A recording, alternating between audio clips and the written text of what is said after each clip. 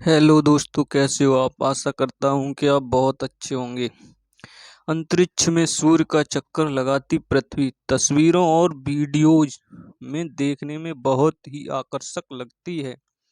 लेकिन आपने कभी सोचा है कि आखिर पृथ्वी किस चीज पर टिकी हुई है।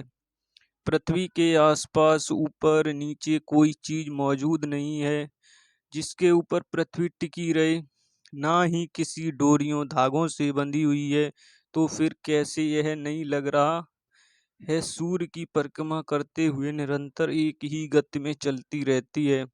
अगर आपके मन में भी अंतरिक्ष और पृथ्वी से जुड़े ऐसे ही जिज्ञासु सवाल आते रहते हैं तो परेशान मत होइए, क्योंकि आज हम आपको पृथ्वी किस चीज पर टिकी हुई है इस दिलचस्प सवाल का जवाब बताने जा रहे हैं। तो देर किस बात की, आइए शुरू करते हैं यह मजेदार वीडियो। सूर्य का चक्कर क्यों लगाती है पृथ्वी। अंतरिक्ष में सूर्य के निर्माण और विभिन्न ग्रहों के अस्तित्व में आने के बाद से ही लाखों सालों से कई परिवर्तन हुए हैं, जिसकी वजह से पृथ्वी का जीवन संभव हो पाया है। पृथ्वी अपने निर्माण के शुरुआती दौर में आग का गोला थी, जिसे समय के साथ में ठंडी होती चली गई। इसी दौरान पृथ्वी चांद का निर्माण हुआ और धरती का गुरुत्वाकर्षण बल तैयार होने लगा। पृथ्वी का गुरुत्वाकर्षण बल सूर्य के मुकाबले बहुत ही कम है, जिसकी वजह से पृथ्वी निरंतर सूर्य के चक्कर लगाती रहती है। सिर्फ पृथ्वी ही नहीं बल्कि सौर मंडल के दूसरे ग्रह भी सूर्य की परिक्रमा करते हैं।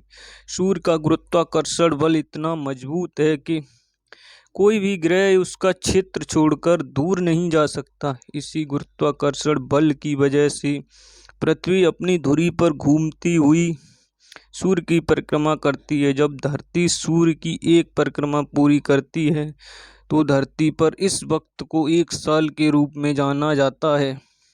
लेकिन सवाल यह उठता है कि धरती सूर्य के साथ जुड़ाव सिर्फ गुरुत्वाकर्षण बल के कारण ही है, तो पृथ्वी इसके अंदर क्यों नहीं चली जाती।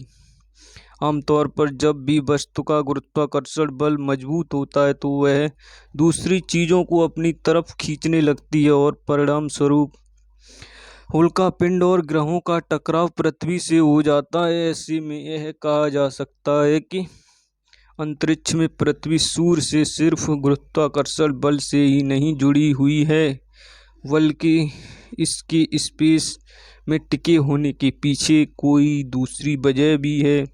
दरअसल पृथ्वी अपनी धुरी पर 24 घंटे में एक बार घूमती है, जिसकी वजह से पृथ्वी पर दिन और रात के बीच परिवर्तन संभव हो पाता है। 24 घंटे में पृथ्वी के एक बार घूमने की इस प्रक्रिया को रोटेशन कहा जाता है। वहीं जब पृथ्वी अपनी धुरी पर घूमते हुए एक साल में अपना एक चक्कर पूरा करती है तो उस प्रक्रिया को इवोल्यूशन कहा जाता है। सूर्य पृथ्वी समेत प्रति ग्रह को अपने गुरुत्वाकर्षण बल से बांधे हुए है, जिसकी वजह से सभी उसकी परिक्रमा करते हैं। ऐसे में सवाल खड़ा होता है कि आखिर सूर्य ने इतना बड़ा